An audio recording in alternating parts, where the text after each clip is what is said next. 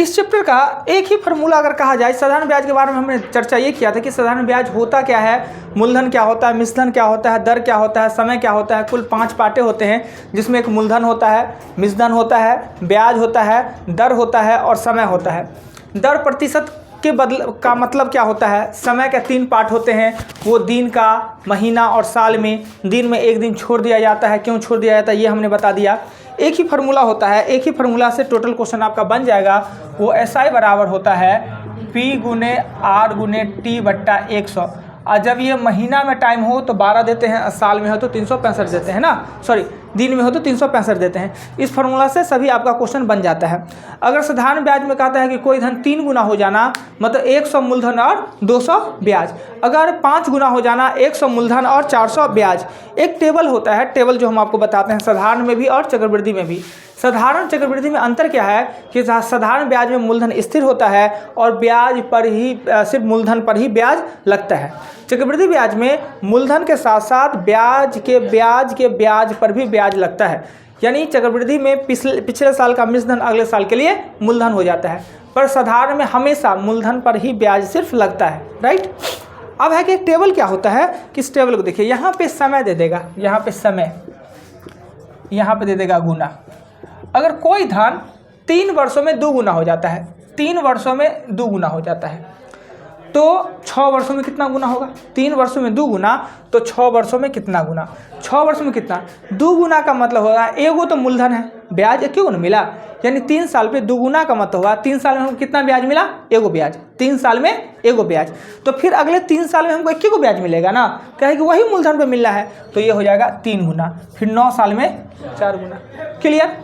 अगर by the way ये 3 गुना का बदला लिख देता है 4 गुना, 3 साल में हो जाता है 4 गुना। 3 साल में क्या हो जाता है? 4 गुना। तो 6 साल में कितना गुना हो जाएगा? 7। फिर 9 साल में कितना हो जाएगा? 10। यानी 3 साल में 4 गुना हो गया। 4 गुना का मतलब एगो मूलधन 3 गो ब्याज, यानी 3 साल में हमको 3 गो ब्याज मिलता है, तो अगले 3 साल में फिर 3 गो ब्याज मिलेगा, अगले 3 साल में फिर 3 गो ब्याज ही।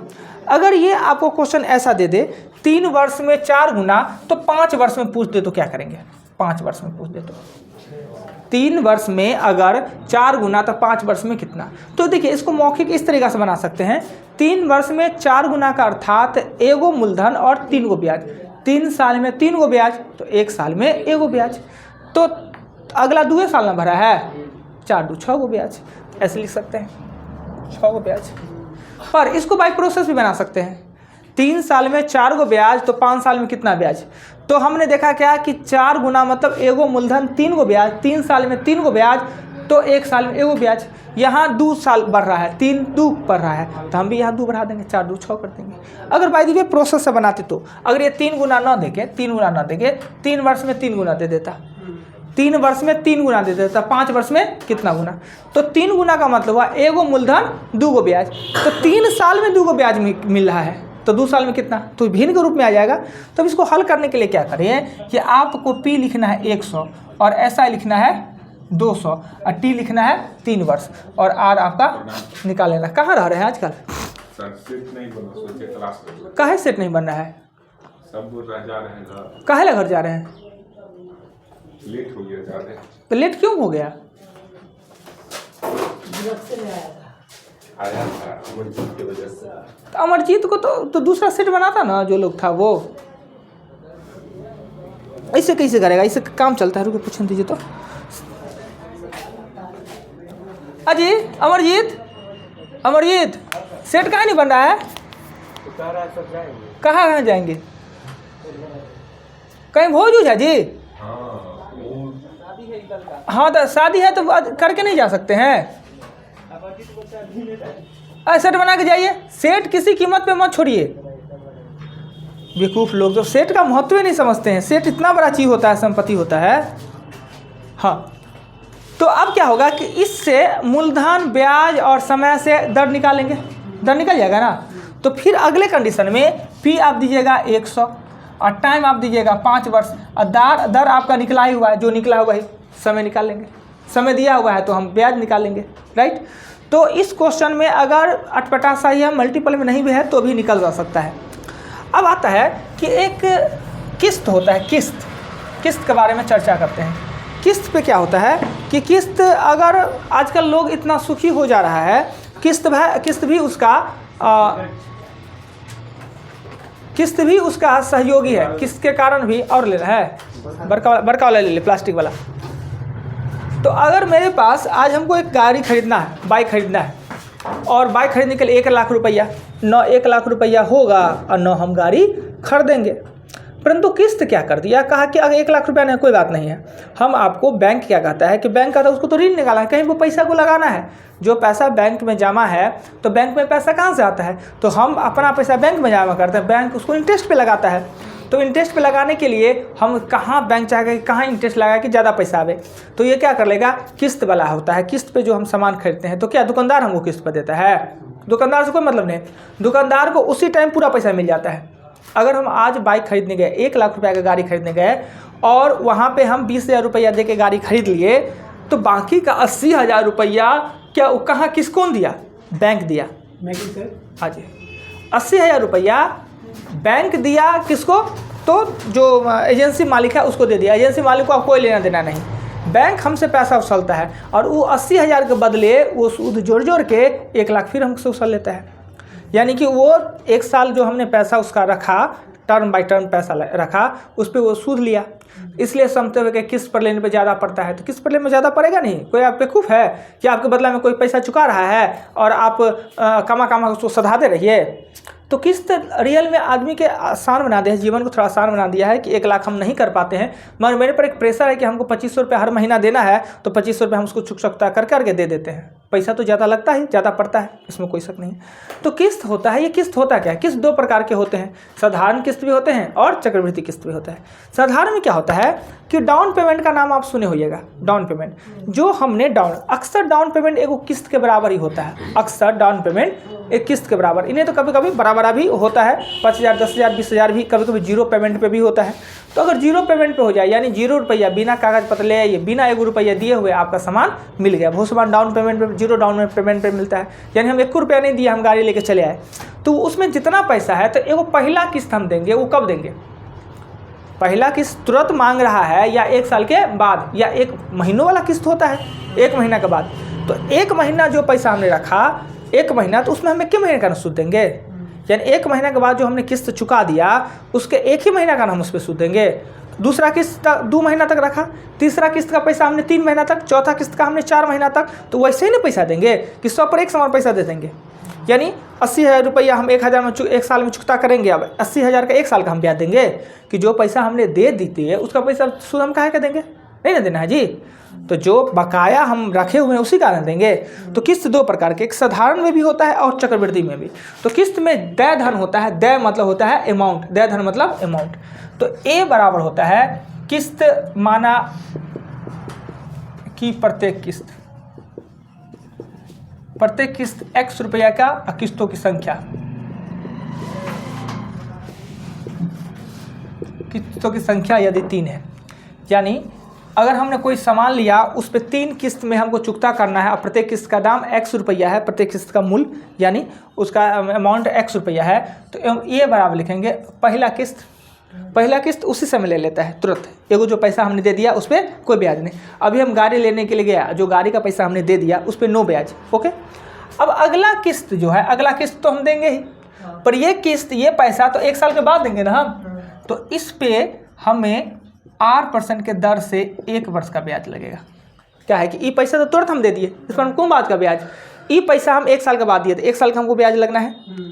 उसके बाद फिर कहता है कि अगला किस्त देंगे और ये पैसा हमने 2 साल तक रखा है या 2 महीना तक रखा है, तो x गुने r गुने 2/100, यही हो गया 3 किस्त। यानी एगो किस्त तुरंत दिए, एगो किस्त 1 साल के बाद दिए, एक किस्त 2 साल के बाद दिए। ये किस्त होता है, ये साधारण, ये अमाउंट, यानी सबको जोड़ लेगा और एक साथ पैसा करके उसको बंटवारा कर देता है कि इतना इतना फिक्स किस्त बांध देता है कि इतना पैसा आपने इस समय तक रखा, इतना पैसा इस समय तक, इतना पैसा इस समय तक, तो उसको जोड़ लेता है कि आखिर हमने जो पैसा दिया ग्राहक को या हमने जो पैसा उधार लिया वो पैसा हम कितने समय के लिए कितना कितना पार्ट रखें, सबका इंटरेस्ट निकाल के और उसको किस्तों में बांट देता है और बराबर किस्तों में हम उसको चुकता है। उसी समय जोड़ लेता है हिसाब किताब, जिस समय आपको देता है उसी समय जोड़ लेता है कि यह पैसा, ये आदमी मेरा पैसा कितना दिन रखेगा, उसका कितना सूद होगा, और एक साथ जोड़ ले लेगा। आपको पता भी नहीं चलेगा, आपसे सूद भी ले लेगा और आपसे पता ही नहीं चलेगा कि हम सूद भी दे रहे हैं। पहला किस्त भी उतने पैसा का और अंतिम किस्त भी उतने पैसा का, सेम पैसा का होता है, राइट। तो ये होता है साधारण ब्याज का किस्त। चक्रवृद्धि में ये किस्त का सिस्टम बदल जाता है, चक्रवृद्धि में अलग किस्त होता है, ये साधारण का किस्त है, राइट। यानी कि साधारण ब्याज में मुख्य रूप से एक टेबल याद रखिए, एक फार्मूला याद रखिए।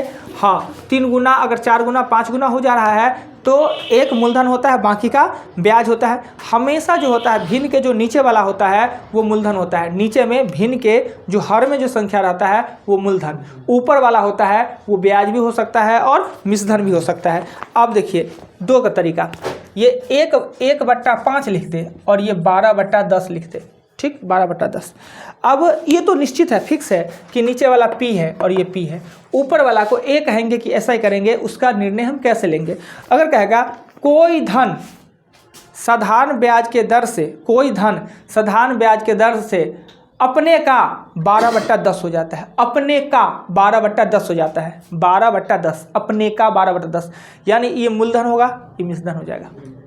कहेगा किसी धन का साधारण ब्याज, किसी धन का साधारण ब्याज मूलधन का 1/5 है, किसी धन का साधारण ब्याज मूलधन का 1/5 है, यानी मूलधन होगा, ये ब्याज होगा। कह देगा कि ऊपर वाला मूलधन है कि मिश्रधन है, ब्याज का चर्चा कर दिया तो ब्याज हो गया, ये मूलधन। ब्याज का चर्चा नहीं किया तो मिश्रधन है, ये हो गया मूलधन। मिश्रधन मतलब जानते हैं कि ब्याज और मूलधन जुटा हुआ होना चाहिए। बस इतना सा बात है और आपका सभी क्वेश्चन बन जाना है। हाँ, डेट जोड़ने में थोड़ा सा परेशानी होता है, जैसे कि एक डेट लेते हैं कि दिन जोड़ना होता है तो थोड़ा उसमें गलती हो जाता है। मान लेते हैं कि 10 मार्च को हमने लिया, 10 मार्च को हमने धन लिया और 1 मई को चुकता कर, 10 मार्च को लिया और 11 मई को कर दिया चुकता।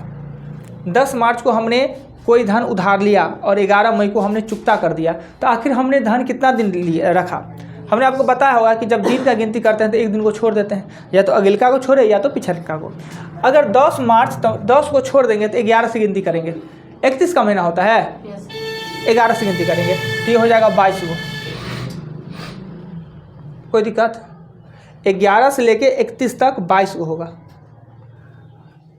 नहीं समझ में नहीं आ रहा है? 11 से लेके, और देखिए 10 से लेके हम 10 को लिए, 10 को छोड़ देते 11 से। अगर दिक्कत कभी आपको हो जाए, परेशानी हो जाए तो कीजिएगा 1, 11, 12, 13, 14, 15, 16, 17, 18, 19, 20, 21, 22, 23, 24, 25, 26, 27, 28, 29, 30, 31। कहेंगे सर हम ऐसे 31 वाला करेंगे, ऐसे लिखते रहेंगे। छोड़िए कोई बात नहीं, आपको करना क्या है, 31 में से 10 को हटाना है। 11 से गिनती करना है तो 10 को हटाना है, 10 को तो 21 दिन होगा, बाकी 22 दिन। क्लियर? 11 से लेकर 31 तक 21 दिन, 22 दिन नहीं होगा।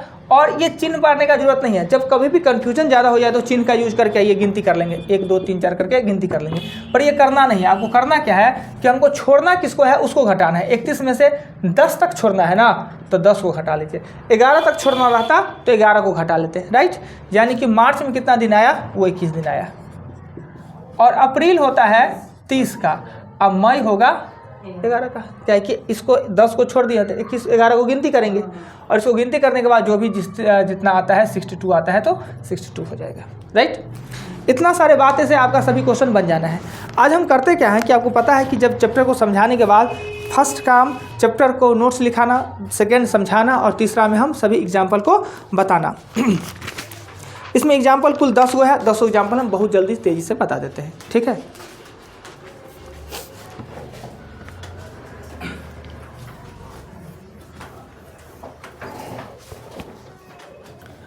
एग्जाम्पल नंबर 1 में कहता है कि P है 7200 रुपया है, P है 7200 रुपया, दर है वो 8% है, दर है 4% है, दर है 4% और टाइम है 8 माह।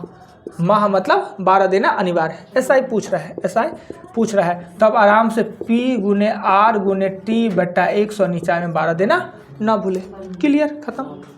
एग्जाम्पल 2, एग्जाम्पल 2, एग्जाम्पल 2 में कहता है 1250 रुपया, P 1250 रुपया है, दर है वो 5% है और टाइम है 219 दिन है।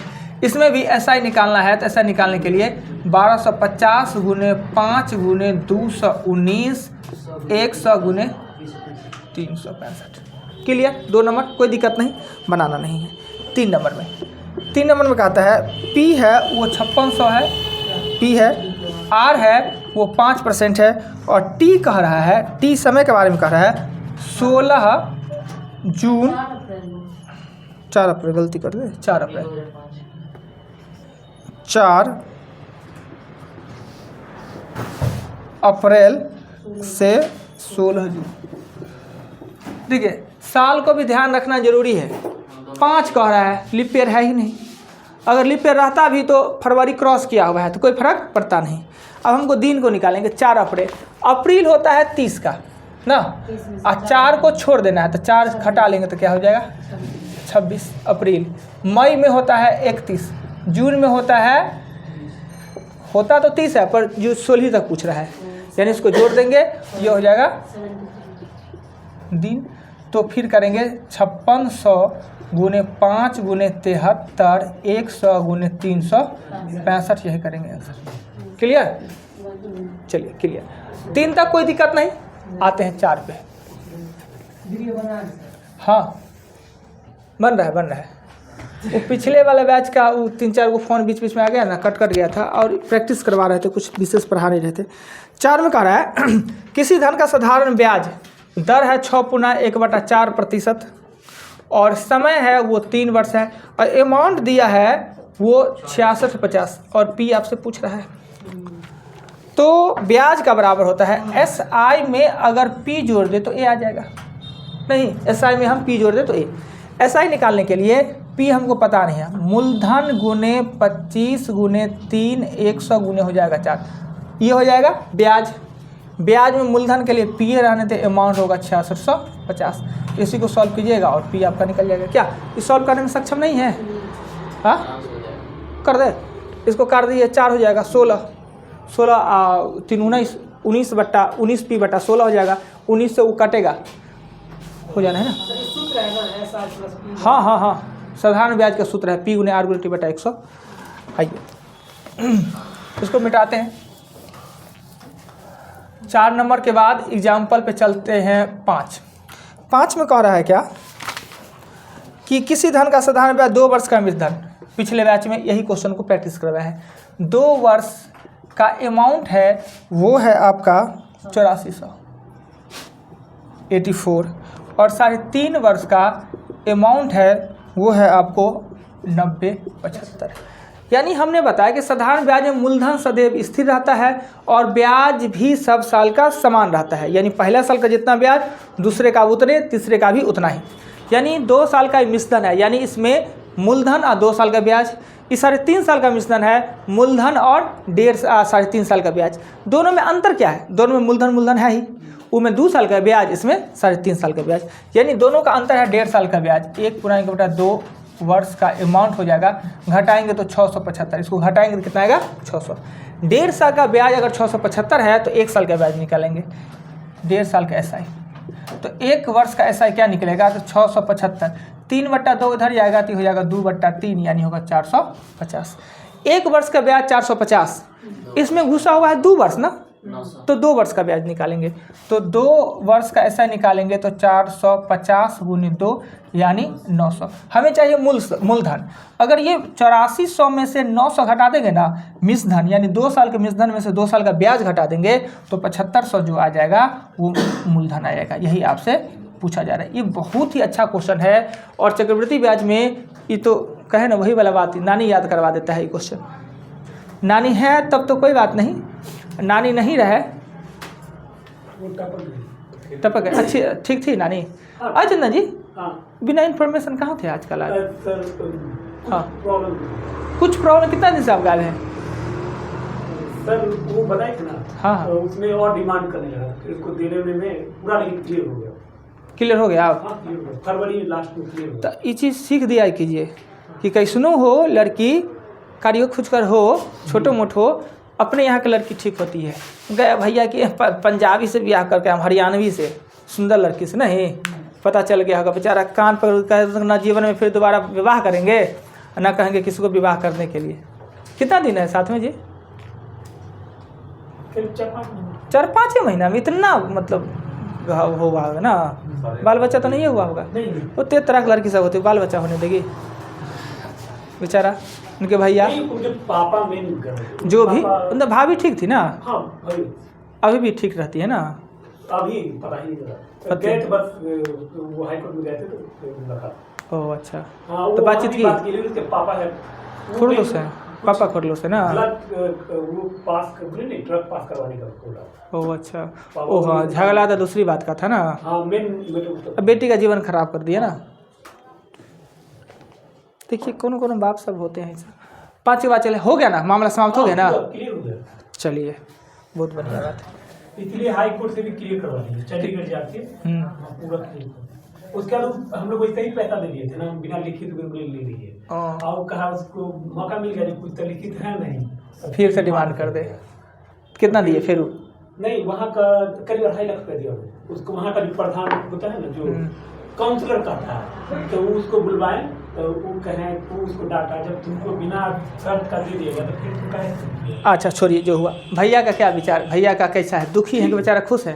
नहीं, अभी नहीं कर नहीं कर सकता, विवाह करवाइए उनको दोबारा फिर, समझे? पहले भैया को, तब बड़के को। ठीक। किस प्रतिशत वार्षिक साधारण ब्याज के दर से कोई धन 8 वर्षों में दुगुना हो जाता है? आजकल विवाह शादी ना इतना टेंशन का घर बन गया है, बहुत पूछिए ना। वो तो घटना अभी लाइव चल रहा है, नहीं तो घटना का चर्चे नहीं करेंगे। अभी ये चर्चा बातचीत हुआ, वो लड़कियों सब आजकल इतना मनबड़ू हो गई है। बहुत ज़्यादा। अब हुआ क्या, अब नाम थोड़ी ले रहे हैं, इसको रोक दिए। इसको रोक देते हैं। गंदा फंदा बात सबको नहीं होना चाहिए। इसीलिए ना लोग महादेव का पूजा करता है जी। हाँ एकदम नहीं कीजिए, एकदम विवाह शादी नहीं कीजिए। सर जब उम्र बीत जाएगा ना तो बहुत दिक्कत होगा। हाँ नहीं, अब विवाह करके ना जो दिक्कत होता है ना, उम्र बीतने वाला बाद वाला दिक्कत नहीं होता। एकदम महात्मा संत मुनि बने ना जी, देश का सेवा कीजिए, सब कुछ कीजिए, खाइए पिए आराम से रहिए, घूमिए पूरा देश विदेश घूमिए। क्या देखो ब्याह सारी चीज़ है, पूरे हेडेक है, कर्जा है, वो कमाते रहिए चुकाते रहिए। एकदम नहीं शादी ब्याह नहीं कीजिएगा, बहुत बढ़िया बात है। हम ही अब कसम सम क्रिया खाने वाला खाए नहीं हुए हैं कि 7 जन्म, इस जन्म में जो हुआ सो हुआ, अगले जन्म में नहीं। आइए नेक्स्ट क्वेश्चन 6 पे चलते हैं। कहा क्या कि किसी प्रतिशत ब्याज के दर से कोई धन 8 वर्ष में दुगुना हो जाता है। 8 वर्ष में दुगुना हो जाता है, यानी टाइम दे दिया है वो 8 वर्ष। दुगुना हो जाना मतलब P 100 और SI 100। 200 कैसे दुगुना मतलब 2100 ना। कोई धन दुगुना हो जाना है तो मूलधन 100 और ब्याज 100। अब इतना पार्ट हमको दे दिया तो ये निकालने में क्या दिक्कत है, ऑटोमेटिक निकल जाएगा। यानी 100 और यहाँ देंगे 100 गुने दे देंगे R गुने 8/100, काट के R का मान होगा 12 1/2%। क्लियर ना। यही 5 गुना कहता था 100 मूलधन और 400 ब्याज। आपके बिना सब आपके ब्याज का लड़का सब पूरा उदास मतलब हुआ सके मूलधन 100 अब ब्याज 100। 3 गुना मतलब आपको जो पैसा दिए हमने 3 गुना लौटाया, तो 3 गुना का मतलब 100 तो आप ही का है, 200 ना हम दिए। क्वेश्चन 7 पे चलते हैं। 7 में कह रहा है क्या कि एक व्यापारी ने 45,000 रुपया, यानी P है वो मेरे पास 45,000 रुपया है, इसको 2 भागों में हमने बैंकों पे ऋण दिया। एगो बैंक में लगा दिए, वो 8% के दर से हमको दे रहा है वार्षिक, और दूसरा बैंक है वो 12% के दर से वार्षिक दे रहा है। कुल 1 वर्ष में यदि वर्ष पूरे होने पर कुल ब्याज SI है वो हमें प्राप्त होता है 4440। तो कहता है कि 8% के दर से हमने कितना धन को लगाया। 8% के दर से धन पूछ रहा है, 8% के दर से धन। यानी क्वेश्चन को पहले समझिए, क्वेश्चन कहता है क्या। मेरे पास 45,000 रुपया है, हमने इसमें से कुछ पैसा है वो बैंक को दिया, वो हम 8% के दर से, जैसे है LIC में दे दिए तो वो अलग ब्याज दे रहा है, पोस्ट ऑफिस में दे दिए वो अलग ब्याज दे रहा है, म्यूचुअल फंड में दे दिए अलग। तो हमने इसमें से कुछ पैसा 8 के दर से दे दिए, और जो शेष पैसा बचा उसको दूसरे जगह हमने दिया तो वो 12% के दर से। 1 साल जब पूरा हो गया मेरा 1 साल, तो हमें ब्याज के रूप में 4,440 रुपया मिला। तो 8% के दर से हमने कितना धन दिया, तो X% के दर से धन माना कि X रुपया। तो 8% के दर से 8x रुपया, तो 12% के दर से 12% के दर से हो जाएगा 45,000 माइनस x, कोई दिक्कत नहीं। तो 8% के दर से 1 वर्ष का ब्याज प्लस 45,000 रुपया माइनस x 12% के दर से 1 वर्ष का ब्याज, ये 4440 और x निकलेगा, यही आपका आंसर। तो ये प्रोसेस है और ये प्रोसेस थोड़ा भारी है और लंबा है। क्या छोटा पे चले, आसान सा भी बना दे। हाँ भाई 45,000 रुपया धन है, उसमें से कुछ धन 8 से और कुछ 12 शेष 12 से, तो कुछ कितना धन हमने दिया 8 से, तो मानेंगे ना, तो वही माने x और बाकी बच गया 45,000 माइनस x। तो ये प्रोसेस अब शॉर्टकट चले, यानी दूसरा मेथड चले। क्लियर हो गया, समझ गया? आइए दूसरा मेथड में चलते हैं, क्या होता है। दूसरा में है इतना रहने देंगे, इतना रहने देंगे। समय हमको पता है कि 1 वर्ष समय है ना। हमने क्या किया, इस दोनों के दोनों दर को भूल जाते हैं कि दर हमको पता ही नहीं है, दोनों दर भूल जाते हैं। हम 45,000 रुपया 1 साल के लिए 4,440 रुपये हमने प्राप्त किया, कॉमन दर निकालते, दोनों को बदला एगो दर। तो ब्याज गुने मूलधन गुने दर गुने समय बट्टा 100, तो इधर निकलेगा ब्याज, निकल जाएगा।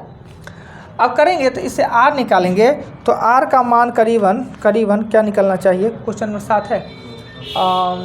r का मान क्या निकलना चाहिए जी, काटवे कुटवे करें, चलिए काट लेते हैं। इससे इसको काट दिए, इसको काट दिए, यानी r का मान 4 4 4 और ये हो गया 45। कट रहा है, काट देंगे, तो काट देंगे 3 से 3 एका 3, 4 तिया 12, 8 त्रिक 24 और ये 15 तिया 45।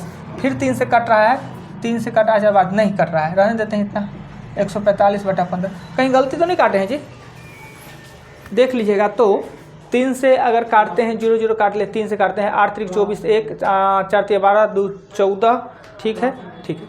अब क्या करते हैं, इस क्वेश्चन को सॉल्व कैसे करते हैं। ये 8% और 12% का कॉमन दर कितना है, 145/15। हाँ, अब इसके बट्टा को हटाना है, तो इसको भी 15 से गुना कर दे, इसको भी 15 से, इसको हटा दीजिए। तो 15 12 ये हो जाएगा 180। 180 में से 145 48 है, 148 घटाएंगे तो 32 आएगा और ये आएगा 120, ये आ जाएगा 28। ये ना, हमको लग रहा है कि कहीं भी ना हम जोड़ घटाव में गलती किए हैं। 16 14 8 और 7 अगर नहीं गलती किए होंगे तो देखिए 8% के दर से, ये 8% है ना, तो 45,000 रुपया 8 ऊपर और 15 नीचे, यानी 24,000 रुपया हमने 8% के दर से लगाया, यानी कहीं पर गलती नहीं की है, सही आंसर आया है। फिर से देखिए, पहले जो हमने बताया वो प्रोसेस बताया। एलिगेशन मेथड में क्या किया कि दोनों दर को हम भूल के कॉमन दर निकाले। मेरे पास मूलधन दिया है, ब्याज दिया है और समय दिया है, तो हमने कॉमन दर निकाला, तो 45/15। 8% और 12% का कॉमन दर है 45/15। 15 हटाने के लिए दोनों से 15 को मल्टीपल घटा दिए, तो मेरा अनुपात 8-7 में आया, यानी 8% पे 8 को, तो 12% पे 7 को बंटवारा कर दिए, जो कि बांटने आपको आता है। चलिए 7 नंबर के बाद चलेंगे, नोट भी करना है, तो वीडियो देखने के लिए नेटवर्क होना चाहिए, नेटवर्क ना खर्च होता है। हमें भी लग रहा है कि डेली हम देख रहे हैं औसत 10 12 13 घंटा वीडियो का टाइम बढ़ता है, वॉच टाइम, और सभी क्लास का वीडियो 1-1 घंटा का रहता है, कम से कम 4 घंटा, अतिरिक्त वीडियो को छोड़िए 4 घंटा। अगर 4 घंटा रहता है और सब बैच का लड़का अगर 5-5 घंटा देखे अगर ईमानदारी से, तो 20 घंटा होना चाहिए। मगर देखता क्या है, कहीं मनी बढ़ा के थोड़े बने देख लिए हवा पानी, वो बात वाला को बढ़ा देते हैं, मज़ा नहीं लेते हैं उसको देख के, तो खाली उतने को बढ़ाते हैं सिर्फ। फिर भी ये सिस्टम कब से शुरू कर दिया? अभी बहुत कुछ सिस्टम देखिएगा आप। चैनल का नाम पता है? नहीं, वो आपके मोबाइल पे नहीं गया है, उसका हम मैसेज नहीं भेजे थे? नहीं सर, ग्रुप में भेजे थे। नहीं ना, ग्रुप में आपके नंबर पे कभी एगो वीडियो का गया होगा लिंक, तो उसको खोल के नहीं देखे? सर आपकी तरफ से नहीं, आपका जो वहाँ खुला था ना हाईघाट में, वो देखे थे। उसी चैनलों पे तो होगा वीडियो, तो उस चैनल को सब्सक्राइब करना चाहिए ना। सर उसको कर दिए बहुत पहले, तो नोटिफिकेशन नहीं जाता आप पे? नहीं, हम नोटिफिकेशन बंद किए हुए हैं। सब जाता। होता क्या रहा है कि इधर कुछ दिन, कितना तारीख से हमको खुद नहीं याद है, अब क्या होता है कि जितना भी क्लास आपका चलता है ना, सब उस चैनल पे लाइव वीडियो आपको मिलेगा, साथ साथ लाइव के अलावा भी वीडियो मिलेगा, यानी हर चैप्टर का भी। तो अभी तक हमने डाल चुके हैं नंबर सिस्टम का पूरा वीडियो डाल चुके हैं, प्लेलिस्ट में जाइएगा और आपको मिलेगा। और LCMSF का भी डाल चुके हैं, डेसिमल का डाल रहे हैं, यानी टोटल चैप्टर का हम डाल देंगे वीडियो, तो वो भी देख सकते हैं। अपना लाइव क्लास वीडियो देखिए, यानी ये वीडियो आप चैनल पे आपको मिल जाना, 2-3 बजे तक मिल जाना है, तो एक बार उसको देख लीजिए वही चीज़ को। क्लास में जितना अच्छा पढ़ने मन लगे। अरे भाई हम खुद कह रहे हैं कि क्लास में जो मन लगना है वीडियो में, वीडियो कब है आपके रिवीजन के लिए, यानी वीडियो को जो आपने क्लास में पढ़ा उसी को एक बार देख लीजिए, फिर बनाइए, मज़ा बहुत आने वाला है। दूसरे को नहीं मज़ा आने वाला है, सिर्फ आपको आना है जो इस क्लास में है, दूसरे को तो बकवास लगेगा। आइए 7 के बाद क्वेश्चन आते हैं 8, एग्जाम्पल 8। एग्जाम्पल 8 में कह रहा है क्या कि कोई धन किसी निश्चित दर से 2 वर्ष का साधारण ब्याज पर दिया गया है, यदि ब्याज की दर 3% अधिक होता है तो ब्याज। देखिए समय है, कोई धन है वो हमें पता नहीं है, टाइम कितना है 2 वर्ष, और आर कितना है वो भी पता नहीं, एगो आर है, एगो आर है R% बट्टा 3 यानी +3 है। तो ब्याज का अंतर है, ब्याज का अंतर है वो है 108 रुपया, यानी P रुपया 2 वर्ष के लिए R के दर से दिया गया और X रुपया 2 वर्ष के R+3 के दर से दिया गया, तो 108 रुपये अधिक, यानी वही समय वही मूलधन, सिर्फ दर 3% अधिक होने के कारण ब्याज हमको 108 रुपया अधिक मिला। तो अब आराम से इसी मूलधन पे 2 वर्ष के 3% के कारण 3% के कारण हमको ब्याज कितना देना पड़ा, 108 रुपया अधिक देना पड़ा। अब हम 3 दूना 6, 6 से काटना 6 8 छक 48, x का मान कितना हो गया 1800, यानी आपका मूलधन कितना है वो 1800, और आपसे यही 8 नंबर में पूछ रहा है कि आपका मूलधन कितना है, राइट। यानी और चीज़ सेम होने के कारण दर के कारण आपको बढ़ गया। किताब क्या करता कि इस मूलधन पर ब्याज अलग निकालता, इसको घटा के तब करता, इतना करने का जरूरत नहीं है। क्लियर। 8 नंबर। 8 के बाद 9 पे चलते हैं, एग्जाम्पल 9। एग्जाम्पल 9 में कह रहा है क्या कि किसी धन का एक निश्चित समय के लिए साधारण ब्याज मूलधन का 9/16। ये देखिए तो साधारण ब्याज मूलधन का 9/16, तो इसमें 9 होगा ब्याज और 16 होगा मूलधन, हमेशा ये भी। तो मिश्रधन हमेशा इससे अधिक होना चाहिए, कभी आपका कन्फ्यूजन हो तो मूलधन से ज़्यादा होता है मिश्रधन। तो आपका P लिखिए 1600 और SI लिखिए आप 900, और R प्रतिशत भी वही है और T वर्षों वही है। कह रहा है क्या किसी धन का एक निश्चित दर से किसी समय के लिए साधारण ब्याज मूलधन का 9/16 है, यदि दर और समय संख्यात्मक बराबर हो तो समय की गणना करें। अब कहेगा सर 9/16 को आपने 1600 और 900 कहाँ से लिख दिया अपने मन से, तो 9/16 लिखते। हमने इसलिए लिख दिया कि ये अनुपात, बट्टा मतलब अनुपात, और ये ब्याज निकालने का काम प्रतिशत में होता है, प्रतिशत इसमें यूज किया हुआ है। तो हमने कहा जब प्रतिशत यूज किया हुआ है 16 9 दे तब भी बनेगा, अगर दोनों पर 2 को 0 दे दिए, ये अनुपात में है तो कोई फर्क पड़ने वाला है नहीं, हमारे क्वेश्चन आसान हो जाना है। तो ब्याज बराबर मूलधन गुने दर गुने समय बट्टा 100, ऐसे भी इधर 0 कटिए जाना है, नहीं कर जाना, बात वहीं पे आ जाना है। क्रॉस करेंगे तो ये हो जाएगा 900, ये होगा 16x², ये नीचे आ जाएगा 900 और 16 ये x², रूट इधर आएगा तो x का मान होगा 30/4। समय पूछ रहा है तो अगर इसको समय बनाते हैं तो 4 वर्ष 1/2, ये ना जी 4 है ना, 7 चौक 28 ना, 7 चौक 28, यानी 7 वर्ष 1/2, या ये लिखते हैं 6 माह लिख सकते हैं, या इसे लिख सकते हैं 7 1/2 वर्ष लिख सकते हैं, 7.5 वर्ष। क्लियर। ये एग्जाम्पल नंबर 9 था।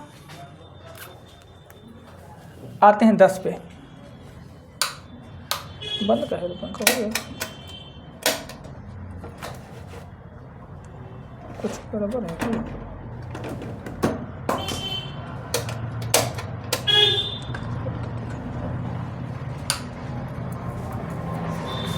चलिए अगला क्वेश्चन, अंतिम एग्जाम्पल है वो है 10। एग्जाम्पल 10 में कहता है क्या कि वही देय धन है, 3 वर्ष किस्त है,